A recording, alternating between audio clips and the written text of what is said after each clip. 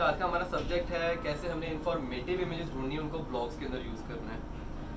अब ध्यान में रखें, सारे के सारे जो लीडिंग डिजिटल मार्केटर्स हैं वो एग्री करते हैं कि हमने हर एक आर्टिकल के अंदर मैक्सिमम इमेजेस यूज़ करनी है, उससे एंगेजमेंट रेट बढ़ता है। ठीक है, वो यूज़र एक्सपीरियंस को स्टडी करते हैं, उनकी रिसर्च है, और एक 200 से 300 वर्ड्स के बाद एक आध इमेज आ जानी चाहिए। लेकिन एक इमेज जो है वो लाजमी नहीं कि हेल्प ही करे। ठीक है, डेकोरेटिव इमेजेस और इन्फॉर्मेटिव इमेजेस में फ़र्क होता है। डेकोरेटिव इमेजेस वो होती हैं जिसमें मे बी किसी मॉडल की पिक्चर हो या थोड़ा सा रेलेवेंट टाइप की पिक्चर हो। इसकी एक एग्जांपल ये देख सकते हैं, इसके अंदर नहीं है, जो पिज़्ज़ा पे आपको इमेजेस लाइट से मिल जाती हैं। तो इस तरह की जो ये इमेजेस हैं, ये डेकोरेटिव इमेजेस हैं, ये रीडर को कोई वैल्यू ऑफर नहीं करती। इस तरह की इमेजेस जब आप कंटेंट के अंदर यूज़ कर रहे होते हैं तो वो सिर्फ और सिर्फ रीडर का व्यू ब्लॉक करते हैं। इसलिए हमने डेकोरेटिव इमेजेस नहीं, इंफॉर्मेटिव इमेजेस को यूज़ करना है। अब जो डेकोरेटिव इमेजेस है, ये आपको पिक्साबे वेबसाइट है, वहाँ पे मिल जाएगा। pexels.com वेबसाइट है, यहाँ पे भी आप सर्च करेंगे मिल जाएंगी। डेकोरेटिव इमेजेस को अगर आपने यूज़ करना है तो वो आर्टिकल के अंदर टाइटल से नीचे एक यूज़ कर लिया करें, जो कि पब्लिशर एक कवर इमेज के तौर पे यूज़ कर सके। अगर उसने एडिट करना होगा तो वो कर लेगा। ठीक है, पिक्साबे, पेक्सल्स, अनस्प्लैश, ये कुछ वेबसाइट्स हैं। इसके अलावा गूगल इमेजेस में भी आपको मिल जाती हैं। लेकिन ये कि हम गूगल से कोई भी पिक्चर रैंडमली नहीं उठा सकते। आप गूगल इमेजेस में अगर जाएंगे तो वहाँ पे ये ऑप्शन आएगी टूल्स की। यहाँ पर यूजेज राइट्स की एक ऑप्शन आ रही है। यूजेज राइट्स के अंदर आपने सेलेक्ट करना है कमर्शियल एंड अदर लाइसेंसेज। मतलब आप उस इमेज को एडिट भी कर सकते हैं, कमर्शियली यूज़ भी कर सकते हैं। इस तरह की इमेज आप यूज़ करेंगे तो कोई प्रॉब्लम नहीं है। लेकिन ये कि क्योंकि फ्री इमेजेस हैं तो यहाँ पे नॉर्मली हमें इंफॉर्मेटिव नहीं, ज़्यादा डेकोरेटिव ही मिलती हैं। अब क्वेश्चन है कि इंफॉर्मेटिव इमेजेस कैसे ढूंढी जाए। इंफॉर्मेटिव इमेजेस मोस्टली आप कह सकते हैं कि इन्फोग्राफिक्स होते हैं। जब आप कोई आर्टिकल लिख रहे हैं तो जहाँ पे भी आपको फील हो कि यहाँ पे कोई कंपैरिजन हो सकता है, कोई प्रोसेस बन सकता है, टाइमलाइन आ सकती है, मे बी कुछ स्टैट्स प्रोवाइड किए जा सकते हैं, तो वहाँ पे हम एक इन्फॉर्मेटिव इमेज को सर्च करेंगे इंटरनेट पे। कैसे सर्च करें उसको भी डिस्कस कर लेते हैं। लेकिन ध्यान में रखिए, ये कुछ टाइप्स हैं, comparison, process, timeline, statistical infographics है, हायरार्किकल इन्फोग्राफिक्स है, लिस्ट हो सकती है।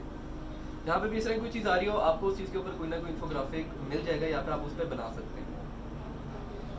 फिर अब ये कि हमें अक्सर इमेजेस के अंदर, आर्टिकल्स के अंदर हाइडिया लिंक्स तो यूज़ करने ही होते हैं। ठीक है, हमने मतलब किसी एक्सटर्नल वेबसाइट को एज अ सोर्स या रेफरेंस लिंक देना होता है। हाइडिया से मुराद ऐसी वेबसाइट जिनकी डोमेन अथॉरिटी 70 या उससे ऊपर हो। तो बजाय कि आप किसी को फ्री में लिंक दें, आप ऐसी वेबसाइट ढूंढें जिसके पास कोई हमें देने के लिए काम की इमेज हो। फॉर एग्जाम्पल फोर्ब्स है, वहाँ पे हमें कभी कोई काम की इमेजेस नहीं मिलती, हालांकि उनकी DA 90+ है। ऑन दी अदर हैंड अगर हम स्टैटिस्टा वेबसाइट है, उसकी भी 90+ डोमेन अथॉरिटी है, उधर से अगर हम कोई सोर्स यूज़ कर रहे हैं तो साथ आपको वहाँ पे कोई ना कोई ग्राफ भी मिल जाएगा।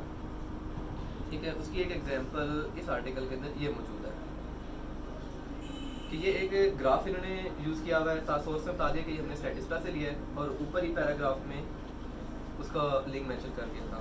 अगर आपने पैराग्राफ में लिंक दे दिया है तो आपको कैप्शन के अंदर दोबारा उसको लिंक देने की ज़रूरत नहीं है। एक आर्टिकल में एक डोमेन को एक से ज़्यादा बार लिंक नहीं देना चाहिए, it's not a good practice.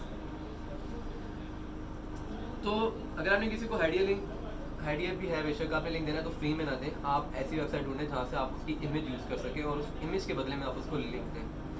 वो अगला आपसे कंप्लेन नहीं करेगा कि आपने मेरी इमेज क्यों यूज़ की है। फिर अब ये कि हमें इंफॉर्मेटिव इमेजेस ढूंढें कैसे। आपने अगर एक टॉपिक कोई लिखा है तो आपने टाइटल को सर्च नहीं करना, आप हेडिंग्स को पकड़ें, जो आपने बीच में आउटलाइन आई हुई हेडिंग्स, हर एक हेडिंग से रिलेटेड इन्फॉर्मेशन सर्च करने की कोशिश करें। एक एग्जांपल यहाँ पर मैं देता हूँ। फॉर एग्जांपल यहाँ पे हेडिंग थी what makes Magento best e-commerce development platform. अब इन्होंने क्या किया हुआ है, एक ई-कॉमर्स वेबसाइट का स्क्रीनशॉट ऐड किया कि दिस इज व्हाट एक e-commerce platform looks like. I would say कि बहुत इन्फॉर्मेटिव है, but it does qualify as a informative image. It's not an infographic but it is an informative image. फिर reader को value मिल रही है, एक बेहतर व्यू मिल रहा है। फिर यहाँ पे हेडिंग थी एसईओ ऑप्टिमाइजेशन। हालांकि टॉपिक है मैजिटो डेवलपमेंट पे, लेकिन ये हेडिंग थी एसईओ ऑप्टिमाइजेशन, और इसके अंदर इन्होंने ये एक ऑर्गेनिक सर्च से रिलेटेड इन्फोग्राफिक सर्च करके और नीचे सोर्स भी बता दें कि हमने नील पटेल की वेबसाइट से हटाया हुआ है। टॉपिक देखें डेवलपमेंट कंपनी है, लेकिन क्योंकि हेडिंग्स के अंदर एसईओ का जिक्र आया तो उन्होंने एसईओ से रिलेटेड एक स्टैट वाला स्टैटिस्टिकल इन्फोग्राफिक ढूंढ के वो ऐड कर दिया और नीचे सोर्स प्रोवाइड कर दिया। तो हमने हर एक हेडिंग से रिलेटेड इंफॉर्मेटिव इमेज सर्च करने की कोशिश किया करनी है। फिर अब जो भी आप हेडिंग सर्च कर रहे हैं, आप क्या करें, उसके लिए गूगल पे चले जाएं। गूगल इमेज में आप सर्च करें, लेकिन इसमें लाजमी नहीं कि आप ये वो कमर्शियल लाइसेंस वाली सेटिंग करें, उसके अंदर हमें काम की इमेजेस नहीं मिलती। फॉर एग्जांपल अगर मुझे एसईओ टाइप्स के ऊपर इन्फोग्राफिक में ढूंढ रहा हूँ, गूगल इमेज पर सर्च करें, इमेजेस में जाएँ, वहाँ पे आपको काफ़ी सारे ऑप्शंस आ रही होंगी। आप इनमें देखिए कौन सी वेबसाइट ऐसी है जिसकी डोमेन अथॉरिटी 70 से ऊपर हो। डोमेन अथॉरिटी चेक करने के लिए हम माउस बार यूज़ कर सकते हैं। फॉर एग्जांपल ये एक अच्छा है, टाइप्स ऑफ एसईओ उन्होंने 3 हिस्सों में डिवाइड किया हुआ है। रिलायबल सॉफ्ट वेबसाइट का नाम है। वेबसाइट ओपन करके हम इसका अगर डीए देखें, इसका मेरा ख्याल है कम ही होगा वैसे। तो ये कि ये वाली इमेज मैं यूज़ करके इसकी वेबसाइट को लिंक दे सकता हूँ। डी का 53 है। वैसे तो मैं कहता हूँ 70 से ऊपर हो ज़्यादा बेहतर है। 60 से 53 पे मैं आमतौर पर थोड़ा स्केप्टिकल हो जाता हूँ, लेकिन इस पर भी हम लिंक दे सकते हैं अगर अगला कोई चीज़ बेच नहीं रहा। एक ब्लॉग टाइप का वो वेबसाइट है, सिर्फ इन्फॉर्मेशन प्रोवाइड करें, तो आप 53 डी वाले को भी लिंक दे दें। उसमें कहीं पे भी गूगल को या आपके किसी क्लाइंट को इशू नहीं आएगा कि आपने मे भी अगले से पैसे लेके लिंक दिया होगा। तो गूगल इमेजेस में आपको इन्फोग्राफिक्स मिलेंगे, आपने बस देखना है कि कौन सा अच्छा इन्फोग्राफिक है और जिसने पब्लिश किया हुआ है वो इन्फोग्राफिक उसका डोमेन अथॉरिटी की नहीं है। ठीक है, अगर आपको डोमेन अथॉरिटी वाला इशू नहीं भी है, जैसे इस तरह का कोई रूल नहीं आपको मिला हुआ, तो सिंपली किसी भी वेबसाइट को आप लिंक दे दें, अगला इशू नहीं करेगा। उनकी इमेज यूज़ करें, उनको लिंक दे दें, ठीक है, गिव एंड टेक हो जाता है। फिर एक मैं स्क्रीनशॉट्स काफ़ी यूज़ कर लेता हूँ सारी आर्टिकल्स के अंदर, कि स्क्रीनशॉट इस तरह से कि कहीं पे कोई काम की बात हो रही है तो मैं किसी की वेबसाइट के उस पैराग्राफ के हिस्से का स्क्रीनशॉट ले लेता हूँ और जो मेन पार्ट होता है उसको मैं हाईलाइट कर लेता हूँ। लेकिन ये कि कोशिश करनी चाहिए कि आप टेक्स्ट को स्नैप ना करें, कि आपने ऑलरेडी टेक्स्ट कंटेंट लिखा है और आप इमेज भी टेक्स्ट लगा रहे हैं, तो it's not very user friendly. ठीक है, आप मे बी इम्पोर्टेंट थोड़ा सा अगर सेक्शन लिखा हुआ है, बड़ा बड़ा लिखा हुआ है, कोई डिज़ाइन में लिखा है, कलरफुल है, तो मे बी उसको आप एज एन इमेज यूज़ कर सकते हैं। अब स्क्रीनशॉट से अगर मैं एग्जांपल बताऊँ, फॉर एग्जांपल एक जगह पे मैं मेटा डिस्क्रिप्शन क्या होती है और एसईओ टाइटल क्या होते हैं वो लिख रहा था, या फिर फीचर स्निपेट्स क्या होते हैं वो बता रहा था। मैंने क्या किया, ये फीचर स्निपेट जो है इसका ऐसे स्क्रीनशॉट लिया और उसके अंदर बता दिया कि ये जो पॉइंट्स हैं ये बुलेट्स वाले, ये क्या बोलते हैं, लिस्ट टाइप का फीचर स्निपेट है। फिर उसके अंदर अगर बताना हो कि ये टाइटल कैसे लिखते हैं, तो आप इस तरह से टाइटल वाले हिस्से को मे बी पेंट टूल से या किसी भी स्क्रीनशॉट वाले टूल से उसके ग्राउंड बॉक्सेस लगा लें, कुछ एरोज लगा लें, उसको कॉपी करें और पेस्ट कर दें, तो वो भी एक इन्फोग्राफिक के तौर पे क्वालिफाई होता है, given that it is relevant to the subject जो आप बात कर रहे हैं। फिर इन इमेजेस के बाद सबसे बड़ा, वैसे तो गूगल में बहुत सारी इमेजेस पड़ी हुई हैं, लेकिन हम हर इमेज को नहीं यूज़ कर सकते, कॉपीराइट के इश्यूज आ जाते हैं। ठीक है, एक तो ये कि अगला भी लीगली क्लेम कर सकता है जिसने वो इमेज बिल्ड की हुई हो, बनाई हो। इसके अलावा गूगल की तरफ से भी मसाइल आते हैं। तो आपने जब भी कोई इमेज यूज़ करनी है तो कॉपीराइट इश्यूज़ को अवॉइड करने के लिए आपने क्या करना है, इमेज के नीचे कैप्शन में सोर्स इस तरह से लिख दिया करें, सोर्स और आगे उस वेबसाइट का नाम। अब अगर तो आपने उसको लिंक नहीं दिया हुआ ऑलरेडी आर्टिकल में, तो आप सोर्स के अंदर ही उसकी वेबसाइट को .com करके लिंक दे दें। ठीक है, अगर आपने ऑलरेडी आर्टिकल में उसकी डोमेन को लिंक दिया हुआ है तो आप सिंपली सोर्स नेम यूज़ कर दिया, वो काफ़ी है। इसके बाद वर्स भी अगर केस होगा तो क्या होगा, अगर आपको ईमेल करके कहा जाएगा कि ये इमेज हटा दो, आप लिंक हटा देंगे, इमेज भी हटा देंगे। लेकिन अगर कोई देखता है कि यार मुझे कहीं से बैकलिंक मिला हुआ है, चाहे उसने मेरी इमेज यूज़ भी की हुई है, तो एतराज़ नहीं करेंगे, क्योंकि लोग पीपल पे फॉर बैकलिंक और हम उनको फ्री में दे देते हैं in return for their infographic.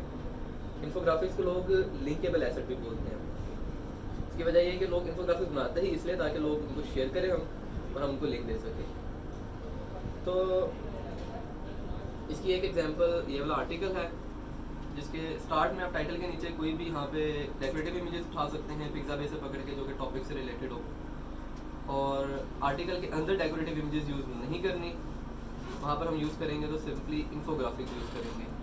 Infographic for example ये स्टैटिस्टिकल इन्फोग्राफिक हो गया है। एक ये जो है एग्जांपल के तौर पे यूज़ किया कि this is what an ecommerce platform looks like. यहाँ पे इन्होंने एक स्टैट्स शो करने के लिए नेल्पल की वेबसाइट से ही उठा लिया है कि ऑर्गेनिक सर्च मेरा ख्याल 30% है और 70% जो है दूसरी जगहों से सोशल या ट्रैफिक आती है। ये भी यूज़र के लिए काम की बात है। इस तरह इन्होंने एक और ही उठाया है, ये भी स्टैटिस्टा की सर्च है, मेरा ख्याल किसी और ने पब्लिश किया हुआ था। इसको भी इन्होंने ऊपर लिंक दे दिया और नीचे वो स्क्रीनशॉट इन्फोग्राफिक्स का यूज़ कर दिया। अब इन्फोग्राफिक्स एक तो अगर क्लाइंट के लिए लिख रहे हैं, क्लाइंट देख के खुश हो जाएगा, कंटेंट अट्रैक्टिव हो जाता है, रीडेबिलिटी इंक्रीज हो जाती है, और ये इमेजेस एक्स्ट्रा टाइम ज़रूर लेते हैं, लेकिन एक कंटेंट में एक्चुअली ये वैल्यू ऐड कर देते हैं। कंटेंट के रैंक होने के चांसेस बढ़ जाते हैं। आपकी वो इमेजेस जो है अगर आपने खुद बना के डाली हुई हैं तो वो गूगल इमेजेस में भी आती हैं। कोई बंदा हमारी तरह गूगल इमेजेस में सर्च कर रहा हो तो वो इमेजेस के थ्रू हमारी वेबसाइट पे आ जाता है। I don't remember the exact number, देखिए एक परसेंटेज है, बड़ी परसेंटेज नंबर ऑफ पीपल जो है वो गूगल इमेजेस से वेबसाइट्स के ऊपर आती है ट्रैफिक। तो हम इमेजेस को यूज़ करके गूगल इमेजेस के थ्रू भी अपनी वेबसाइट पर ट्रैफिक ला सकते हैं। ठीक है, थैंक यू।